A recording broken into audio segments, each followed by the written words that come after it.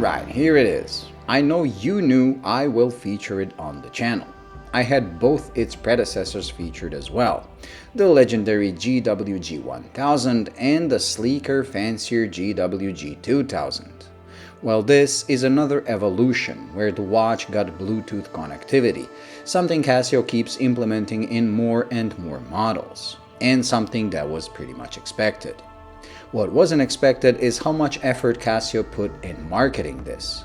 The Costa Rica jungle videos are some of the best Casio ever published. But, and this is a big but, the videos are slightly misleading for someone not familiar with Casio watches or tech. In the video, you get the impression this watch can record your location points, distance traveled, and even guide you back using those saved location points. People who are new to watches might think, holy crap, that watch can save my life. But the matter of the fact is, it's your phone that is recording your location and distance, and it is your phone that is guiding you back. When you press a button on the watch to record your location, it doesn't do anything but tell the Casio app on your phone to record your location and to start tracking you so it can calculate the distance traveled and get you back if necessary. The watch doesn't have GPS capabilities like the GPRB Rangeman, nor does it have a step tracker. It's your phone doing the heavy lifting, and the watch just shows what the phone tells it to. Now, with that rant over, let's discuss the watch itself. The Bluetooth connectivity might bother some of us hardcore G-Shock fans, but it's actually a good thing. Not only does it give people who live outside of the range of the atomic towers to also have self-adjusting watches on their wrists, but it also unlocks some cool features, including the pointer to your saved location I already mentioned. Yes, it is the phone doing it, but it is cool to be able to tilt your wrist to see your heading instead of taking your phone out of your pocket and holding it in front of you, especially if you get caught in a heavy rain or storm. So even though it might be seen as a gimmick, it is actually functional and can save your phone from getting destroyed. Another Bluetooth perk, beside the fact you can set up everything without having to watch my 40-minute tutorials, as everything is intuitive and known to anyone who's ever used a smartphone before, is the ability to rearrange and even disable some of the watch's modes. Just like the heart rate square I reviewed, it makes the watch interface incredibly customizable, so you can arrange the functions in the order you use them the most. When it comes to regular G-Shock functions, nothing has really improved, except for the addition of the sunrise and sunset data, which I really like and find useful.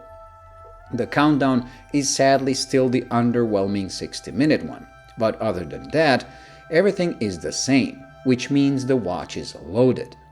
5 alarms, a 24-hour stopwatch, world time function with easy time swap option, and the full ABC package. Altimeter, barometer with weather alarm, thermometer, and compass. And all those can be used worry-free as the watch is of course solar and never needs charging with a cable nor change of a battery. For those who hate smartphones and don't want to ever pair it to a phone, everything can still be used the old school way. And even the self-adjusting function stays, as the watch will switch to picking up the radio signal from the atomic towers I mentioned earlier. The only functions that will not work are the ones I discussed earlier: the mission log, location memory, and navigation.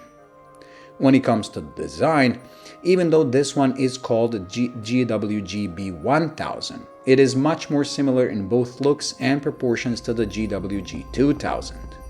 The GWG1000 was the original Mudmaster, very rugged, very bulky, thick, and mostly rounded.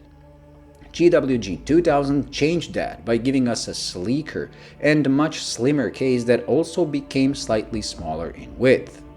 It, however, got elongated, increasing the overall lug-to-lug, pretty much negating any reduction in size. This model follows the same principle, with its multi-part bezel design and the same flatness. This one is almost the same thickness as the GWG2000, and it also features the same slimmer but longer design, again making it look weird on my smallish wrist. I do like the slimness though, and it makes the sapphire crystal stand out. Where this differs from the GWG2000, apart from some visual changes, like the inner bezel losing city codes and having compass readout instead, which does look cleaner, are the materials used. This one uses steel for the bezel prongs and light button protection, which gives it a more premium look, while carbon reinforced resin is used on other parts. It does feel and look even more premium than the GWG2000 and makes the GWG1000 look like a plastic toy in comparison. If Casio made it this size but made it rounder and shorter lug to lug like the GWG1000, I would probably buy one.